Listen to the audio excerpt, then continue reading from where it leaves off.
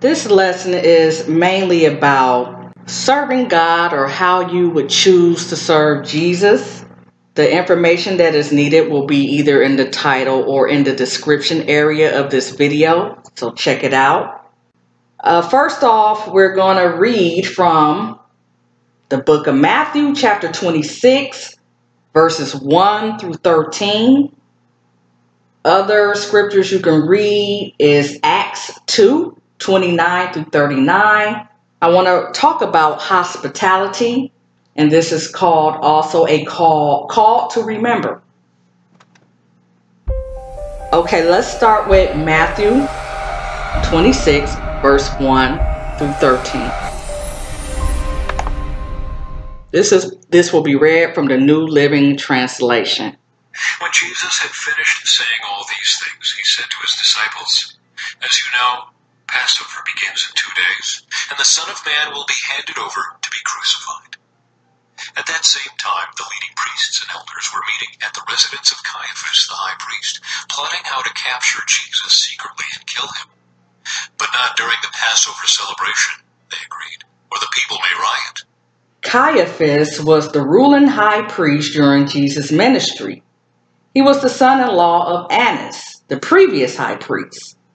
The Roman government had taken over the process of appointing all political and religious leaders. Caiaphas served for 18 years, longer than most high priests, suggesting that he was gifted at cooperating with the Romans. He was the first to recommend Jesus' death in order to save the nation. John chapter 11, 49 through 50. This was a deliberate plot to kill Jesus. Without this plot, there would have been no groundswell or popular opinion against him. In fact, because of Jesus' popularity, the religious leaders were afraid to arrest him during the Passover. They did not want their actions to incite a riot. Continuing with verses 6 through 13. Jesus anointed at Bethany. Meanwhile, Jesus was in Bethany at the home of Simon, a man who had previously had leprosy. While he was eating, a woman came in with a beautiful alabaster jar of expensive perfume and poured it over his head. The disciples were indignant when they saw this. "What a waste," they said. "It could have been sold for a high price and the money given to the poor." But Jesus, aware of this, replied, "Why criticize this woman for doing such a good thing to me? You will always have the poor among you, but you will not always have me. She has poured this perfume on me to prepare my body for burial. I tell you the truth, wherever the good news is preached throughout the world, this woman's deed will be remembered and discussed." Matthew and Mark put this event just before the Last Supper, while John has it just before the triumphal entry. Of the three, John places this event in the most likely chronological order. We must remember that the main purpose of the gospel writers was to give an accurate record of Jesus' message, not to present an exact chronological account of his life. Matthew and Mark may have chosen to place this event here to contrast the complete devotion of Mary with the betrayal of Judas, the next event they record in their Gospels. This woman was Mary, the sister of Martha and Lazarus, who lived in Bethany. John 12, 1 through 3. Alabaster jars were carved from a translucent gypsum. All the disciples were indignant, but John's Gospel singles out Judas Iscariot as especially so. John 12, verse 4. Here, Jesus brought back to mind Deuteronomy 15:11. There will always be some in the land who are poor. This statement does not justify ignoring the needs of the poor. Scripture continually exhorts us to care for the needy. The passage in Deuteronomy continues, "That is why I am commanding you to share freely with the poor and with other Israelites in need." Rather, by saying this, Jesus highlighted the special sacrifice Mary made for him. Speaking of Mary, hospitality is an art. Making sure a guest is welcome, warmed, and well fed requires creativity, organization, and teamwork. Their ability to accomplish these goals make Mary and her sister Martha one of the best hospitality teams in the Bible. Their frequent guest was Jesus Christ. For Mary, hospitality meant giving more attention to the guest himself than to the needs he might have. She would rather talk than cook.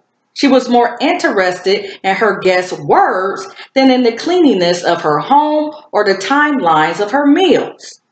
She let her older sister Martha take care of those details. Mary's approach to events shows her to be mainly a responder. She did little preparation. Her role was participation.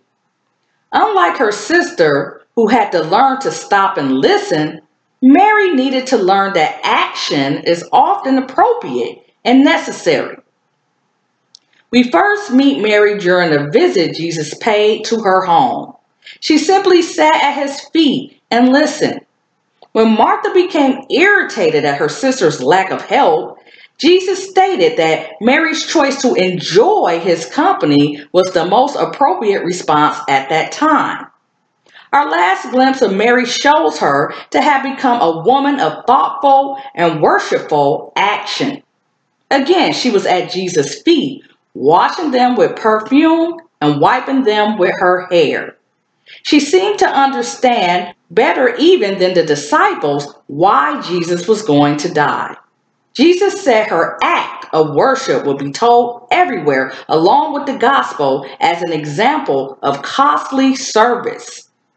What kind of hospitality does Jesus receive from your life? Are you so busy planning and running your life that you neglect precious time with him? Or do you respond to him by listening to his word, then finding ways to worship him with your life? It is that kind of hospitality he longs for from each of us. Mary's strength and accomplishments. She was perhaps the only person who understood and accepted Jesus' coming death, taking time to anoint his body while he was still living. She learned when to listen and when to act. Lessons from her life. The busyness of serving God can sometimes become a barrier to knowing him personally. Small acts of obedience and service have widespread effects. Key verses.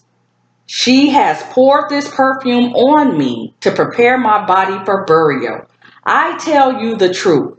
Wherever the good news is preached throughout the world, this woman's deed will be remembered and discussed.